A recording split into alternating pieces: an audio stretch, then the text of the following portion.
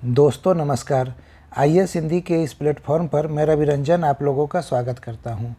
CSAT की तैयारी के दौरान आज का हम लोगों का टॉपिक है परमुटेशन एंड कॉम्बिनेशन। ये एक बेहद महत्वपूर्ण टॉपिक है जिससे यूपीएससी के एग्ज़ाम में प्रतिवर्ष 7 से 8 प्रश्न पूछे जाते हैं।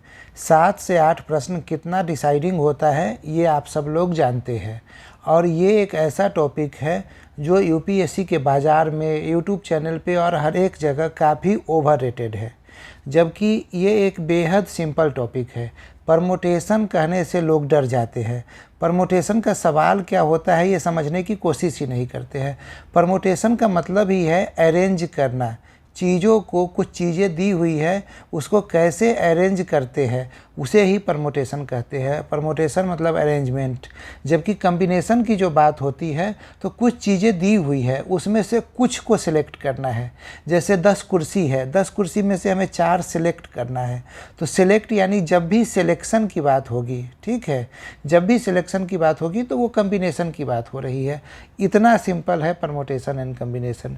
पर परमुटेशन एंड कॉम्बिनेशन के क्वेश्चन को हम कैसे सॉर्ट आउट करें इसके बारे में इस वीडियो में हम लोग चर्चा करेंगे। परमुटेशन एंड कॉम्बिनेशन, इसको जानने से पहले हमें एक चीज़ को समझना ज़रूरी है और वो है फैक्टोरियल।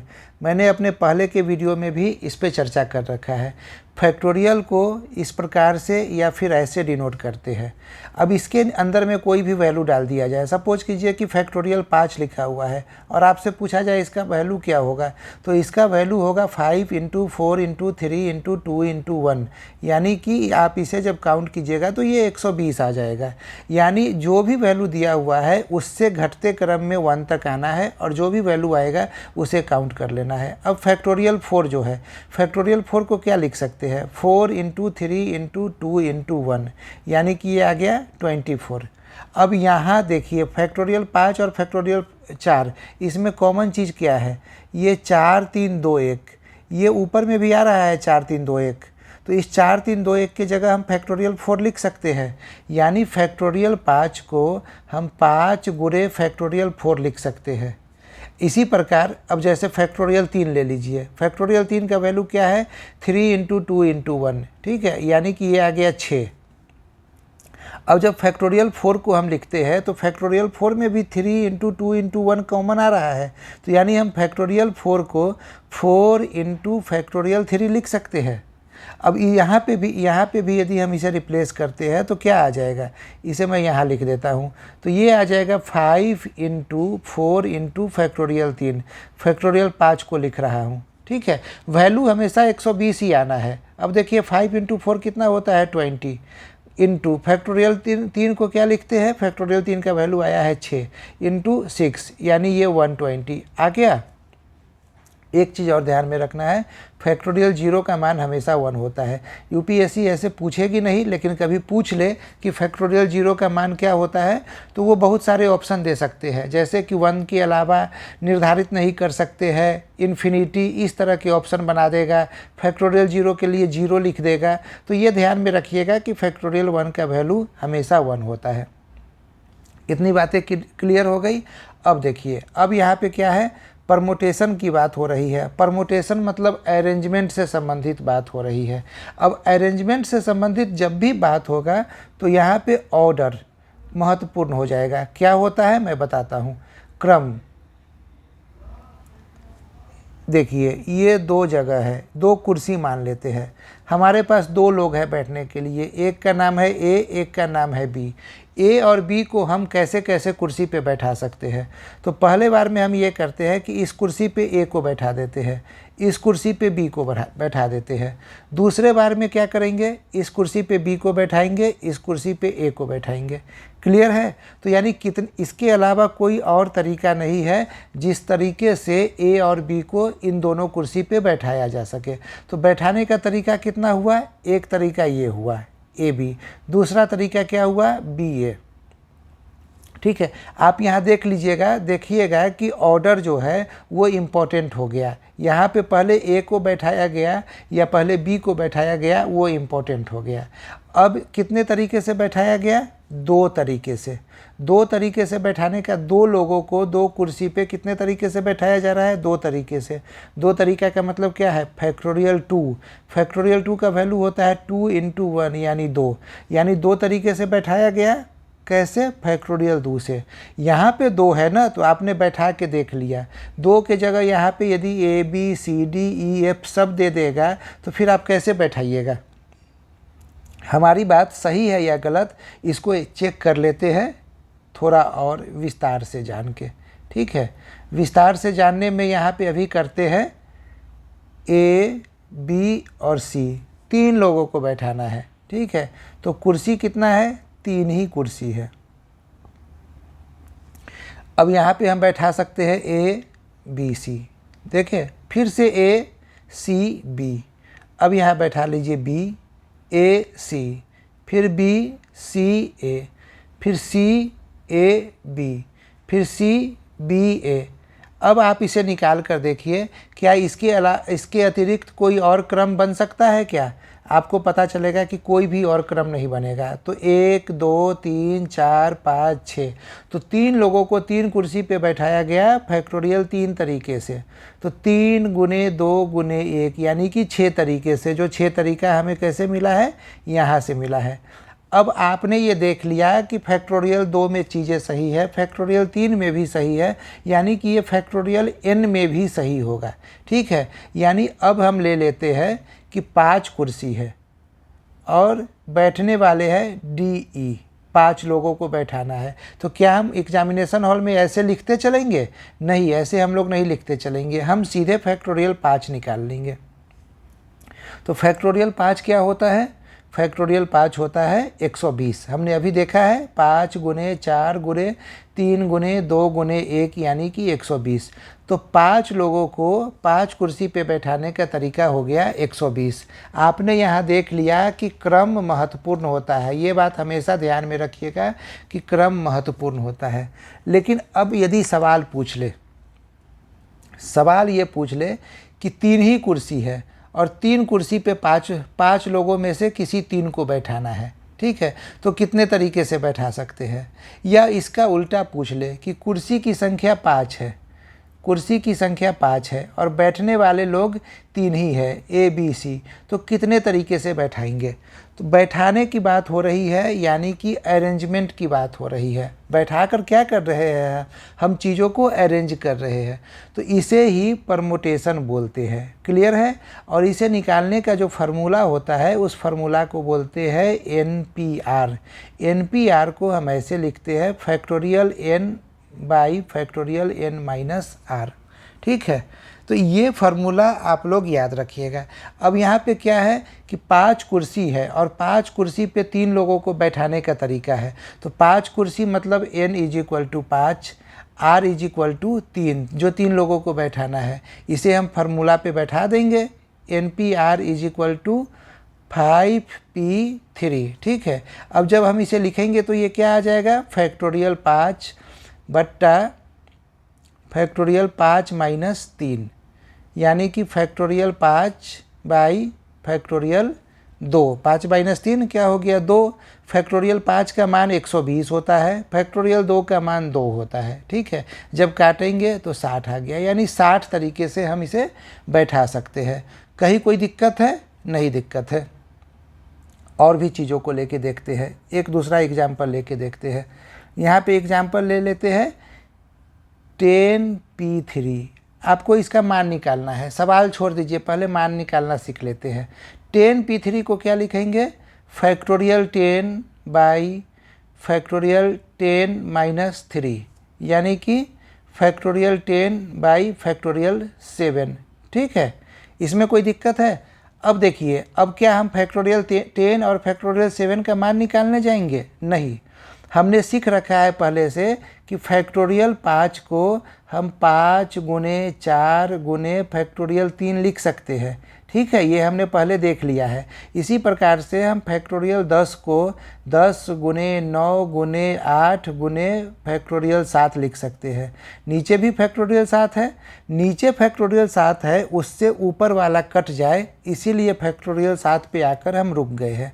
ठीक है, अब इससे इसको काट दिए तो हमारे पास क्या आ गया, 10 नमा 90, 90 अठे 720। तो इसका उत्तर क्या हो जाएगा, 720 हो जाएगा।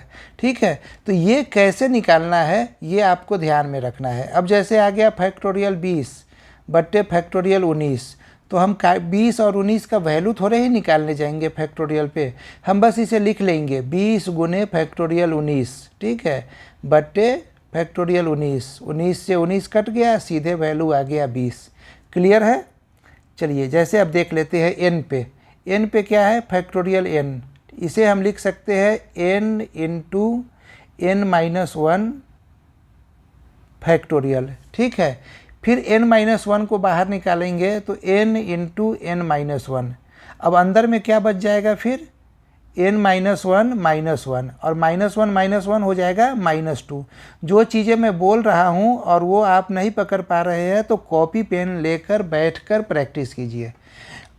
इस टॉपिक को लोग टफ बना दिए हैं, लेकिन आप एक बार इस फैक्टोरियल के साथ कंफर्टेबल हो जाइएगा तो फिर ये टॉपिक बेहद सरल और आसान हो जाएगा। आप बहुत आसानी से और बहुत ईजिली सवाल को बनाने की स्थिति में रहिएगा, कहीं किसी प्रकार की कोई दिक्कत ही नहीं आएगी। ठीक है, तो फैक्टोरियल n को हम किस किस तरीके से लिख सकते हैं सो हमने देख लिया। एक और तरीका देख लेते हैं। मान लीजिए n-2 को भी बाहर निकालना है तो हमने लिख लिया n into n-1 into n-2। अब अंदर में क्या लिखना है, अंदर में लिखना है n-2 -1। ठीक है, तो ये -2 और -1 मिलके हो जाता है -3, जो हो जाएगा n into n-1 into n-2 into factorial n-3। अभी क्लियर है। तो ये चीज़ें हमने समझ लिया। जब परमुटेशन हमने ये समझ लिया कि यहाँ अरेंजमेंट की बात है और सारा गेम किस चीज़ का है, तो फैक्टोरियल का गेम है। NPR का मतलब हमने समझ लिया। अब हम लोग सीधे आते हैं एक दो प्रश्न पे और देखते हैं कि क्या हम प्रश्न को समझ पा रहे हैं और प्रश्न को बनाने की स्थिति में है या नहीं। यदि प्रश्न को बनाने की स्थिति में है तो यानी हमारी समस्या समाप्त हो गई, अब हमें कुछ करना ही नहीं है आगे। चलिए एक सवाल देखते हैं इसी बात पे। ये एक क्वेश्चन है, बेहद सिंपल साधारण क्वेश्चन, और मैं आपको बता दूं कि यदि 8 प्रश्न आएगा यूपीएससी के एग्ज़ाम में तो उसमें से 4 प्रश्न ऐसे ही आसान होंगे। आपको एक बार समझ विकसित करना है। इस वीडियो में मैं धीमे धीमे सारे चीज़ों को बताते हुए चल रहा हूं ताकि आपकी एक समझ विकसित हो जाए। फिर आप क्वेश्चन का प्रैक्टिस कीजिए, फिर आप PYQ लगाइए और देखिए कि क्या जो आपने पढ़ा है उससे PYQ के सवाल बन रहे हैं। यदि बन रहे हैं तो आपकी पढ़ाई सही दिशा में जा रही है। यदि क्लास करने के बाद, चीज़ों को समझने के बाद भी आप सवाल नहीं बना पा रहे हैं, यानी कि आप जो पढ़े वो आप नहीं सीख पाए। आपके पढ़ने का उद्देश्य क्या होना चाहिए? आपके पढ़ने का उद्देश्य कोई ज्ञान प्राप्ति करना नहीं है। अभी आपके पढ़ने का एक ही उद्देश्य है कि आप एग्जामिनेशन हॉल में जाएं और वहाँ पे आप प्रश्नों को सही करें, ठीक है, और परीक्षा में सफल हो। हमें यहाँ पे इंटेलेक्चुअल नहीं बनना है। हमें पान के दुकान पे बैठकर पान खाते हुए बड़ी बड़ी बातें नहीं करनी है, ठीक है। हमें बस इतना पढ़ना है, इतना सीखना है कि परीक्षा में वो कुछ भी पूछ ले, CSET में हम 200 नंबर में 75 नंबर लाने की स्थिति में रहे। हमारे पढ़ाई का उद्देश्य ये है, इसे एकदम क्लियर कर लीजिए। आप कितना भी परमुटेशन पढ़ लीजिएगा, आप जाकर किसी IITN की बात छोड़ दीजिए। एक 12th क्लास का जो बच्चा होता है, 12th क्लास में जो मैथ्स लेकर पढ़ता है और वो जितना परमुटेशन जानता रहता है उस लेवल पे भी नहीं पहुंच पाएंगे 4-5 वीडियो से। बस इस लेवल पे हम पहुँचेंगे कि CSET में जो प्रश्न आए वो प्रश्न हम हल कर सके। हमारे पढ़ने का बस एक ही उद्देश्य है कि CSET में वो कुछ भी पूछ ले, हम उसे बनाने की स्थिति में रहे। क्लियर है। आइए इस प्रश्न को देखते हैं। इस प्रश्न में क्या कहा जा रहा है, अंक 2, 3, 4, 5 का प्रयोग कर 4 अंकों की कितनी संख्याएं बनाई जा सकती है यदि अंकों की पुनरावृत्ति नहीं की जाए। ठीक है, 4 अंकों की संख्या बनानी है तो इसके लिए हम 4 बॉक्स बना लेते हैं। ठीक है, ये 4 बॉक्स 4 अंक हो गया। अंकों की पुनरावृत्ति न हो, इसका मतलब क्या है? इसका मतलब है कि देखिए 4 अंकों की संख्या बनानी है 2, 3, 4, 5 को लेकर, तो सपोज कीजिए बन गया 2 3 4 5 ही, एक संख्या ये बन गया। दूसरा संख्या बना लेते हैं 2 3 5 4, ये दूसरा बन गया। तीसरा बना लेते हैं 2 4 5 3, ठीक है। लेकिन यदि हम ये संख्या बनाए 2 2 3 4, तो क्या ये संख्या हमारे प्रश्न के हिसाब से वैलिड है? तो नहीं है वैलिड, क्योंकि देखिए अंकों की पुनरावृत्ति नहीं होनी है और यहाँ पे हम लोगों ने पुनरावृत्ति कर दिया, 2 2 2 बार आ गया। तो हमें जो भी संख्या लेना है वो एक ही बार आना चाहिए, ठीक है। इसको बनाना सबसे आसान होता है। हम इकाई स्थान भरना शुरू करते हैं। अभी तक ये सारा स्थान खाली है और चारों संख्याएं जो है सो हमारे पास अवेलेबल है। 2 भी अवेलेबल है, 3 भी अवेलेबल है, 4 भी अवेलेबल है, 5 भी अवेलेबल है। इस चारों में से यहाँ पे कौन सी संख्या होगी? कोई भी एक हो सकती है, या 2 हो जाए, या 3 हो जाए, या 4 हो जाए, या 5 हो जाए। तो ये कितने तरीके से होगी? 4 तरीके से, ठीक है। ये क्लियर हो गया। अब ये जो बॉक्स है, ये बॉक्स हमारा भर गया, ठीक है। अब बॉक्स भर गया, लेकिन एक संख्या भी ये ले चुका है। तो अब हमारे पास कितने संख्या बच गए? हमारे पास बचे यहाँ के लिए 3 संख्या। कौन सा 3 संख्या वो हमें नहीं पता है, लेकिन कोई ना कोई 3 संख्या बच गया। वो 3 संख्या में से कोई भी एक यहाँ पे 3 तरीके से आ सकता है। जैसे ही 3 तरीके से आया, ये भी भर गया, ठीक है। अब हमारे पास कितनी संख्याएं बच गई? 2 संख्या में से कोई भी यहाँ पे आ सकता है 2 तरीके से, ठीक है। उसके बाद ये भी भर गया। अब हमारे पास सिर्फ एक ही संख्या बची, तो वो एक संख्या एक तरीके से आ सकता है। तो टोटल तरीका क्या हुआ? टोटल तरीका ये हो गया 1 2 3 4, ठीक है। तो कितना होता है 1 2 3 4? 1 2 3 4 हो गया 24। तो 24 तरीके से हम इसे संख्याओं को बना सकते हैं, ठीक है। 24 के बाद 25वां कोई भी संख्या नहीं बनेगा। अब यहाँ पे हम सवाल को चेंज कर देते हैं। मान लीजिए प्रश्न में ये 9 दिया हुआ हो, अंकों की पुनरावृत्ति नहीं की गई है, ये बात हटा दिया जाए। हमसे प्रश्न सिर्फ ये पूछा गया है कि अंक 2 3 4 5 का प्रयोग कर 4 अंकों की कितनी संख्याएं बनाई जा सकती है। बस यहीं पे फुल स्टॉप हो गया, आगे की बातें समाप्त हो गई। जब आगे बात कुछ भी नहीं दिया हुआ है, यानी कि हम 2 3 4 5 भी बना सकते हैं, 2 2 4 5 भी बना सकते हैं, 2 2 2 5 भी बना सकते हैं, और 2 2 2 2 ये भी एक संख्या है जो संख्या मान्य है, ठीक है। तो ऐसी संख्याएं कितनी होगी? तो ये बक्सा ले लिए, फिर से बक्सा लेते हैं, ठीक है। बक्सा ले लिए।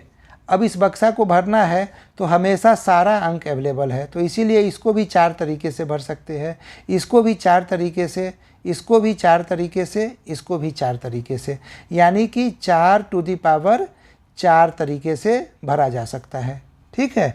अभी ये सवाल क्लियर हो गया होगा आप लोगों को। पुनरावृत्ति पूछा जाएगा तो क्या करना है, और पुनरावृत्ति नहीं पूछा जाएगा तो क्या करना है। जब क्वेश्चन में कुछ भी नहीं दिया रहेगा, यानी कि पुनरावृत्ति की बात नहीं हो रही है, तो हम पुनरावृत्ति को भी मान्य मानेंगे और उस हिसाब से सवाल बनाएंगे। यदि आप लोग परमुटेशन एंड कम्बिनेशन के इस वीडियो के साथ कनेक्ट कर पा रहे हैं तो कमेंट में येस लिख कर बताएं, ताकि मुझे भी समझ में आए कि मैं जो बातें बोल रहा हूँ, मैं जो बातें रिकॉर्ड कर रहा हूँ, वो बातें आप तक डिलीवर हो रही है। आइए हम लोग एक और प्रश्न को देखते हैं।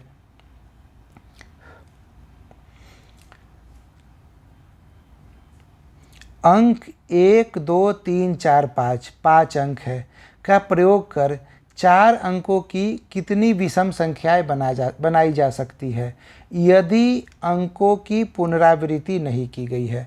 फिर से देखिए, 4 अंकों की संख्या बनानी है। 4 बॉक्स ले लेते हैं। कोई दिक्कत? मुझे नहीं लगता है कोई दिक्कत है। विषम संख्या किसे बोलते हैं? ऐसी संख्या जो 2 से भाग न लगे जिस पे, ठीक है। यानी कि ऐसी संख्या जिसके इकाई स्थान पे 1 3 5 7 9 में से कोई न कोई एक अंक हो, उसे ही विषम संख्या बोलते हैं, ठीक है। तो यहाँ इकाई स्थान ये है। इकाई स्थान पे विषम संख्या बनने के लिए क्या क्या आ सकता है? 1 आ सकता है,